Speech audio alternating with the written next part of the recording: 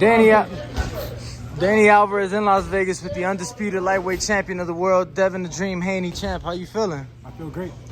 Back in the gym before the holidays, coming off back-to-back victories in Australia that has earned you a nomination for Fighter of the Year. First and foremost, how's that make you feel after the year you've had? Yeah, it's a blessing. Dream come true. Mine is one of my dreams. Oh, did they do the awards yet? Somebody else got it, right? I'm honestly not sure, to be honest with you. Yeah, well, even though, I mean, if they did, I didn't win it, but it's just a blessing to be nominated with the best fighters in the world. It's a blessing, and yeah.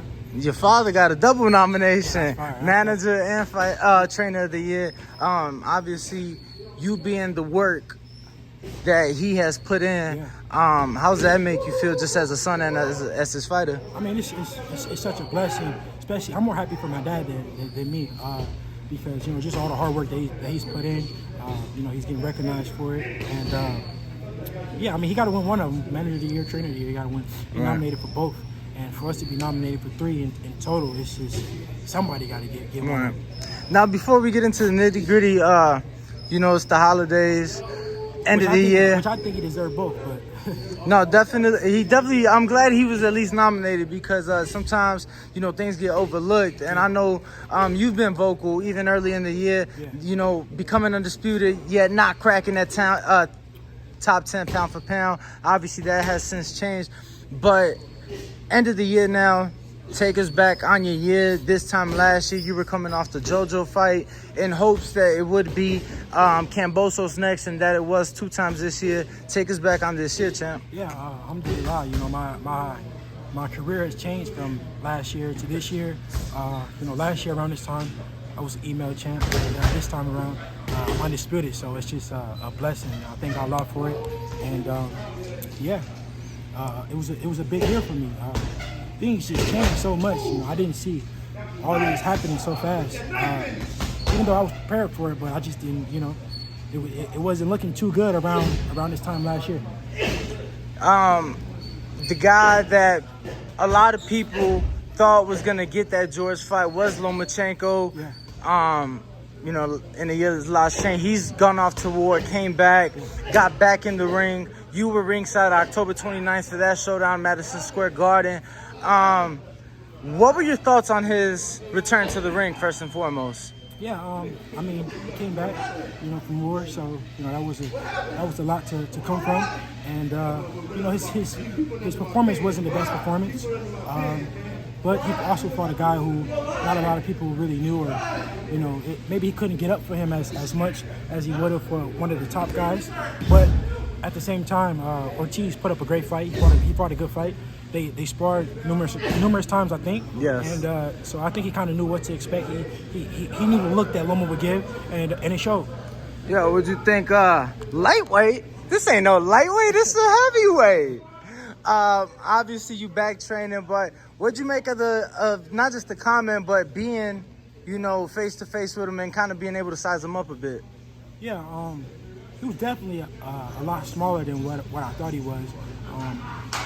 But a lot of people say he's not a real lightweight. I mean, he's not a real lightweight. He's a smaller guy.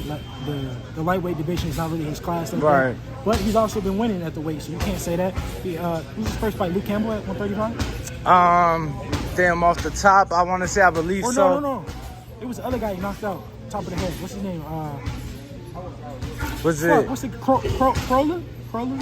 No, that was 30 still. Crowler was 30 still, I believe. Yeah, I think it was Campbell. So okay. He's been at this weight class for a long time now. So no matter if they say he's small for the weight or not, he had time to set in, and yeah. I mean, when you got promoted Bob Arum saying that he's a master of some sort, I think you gotta.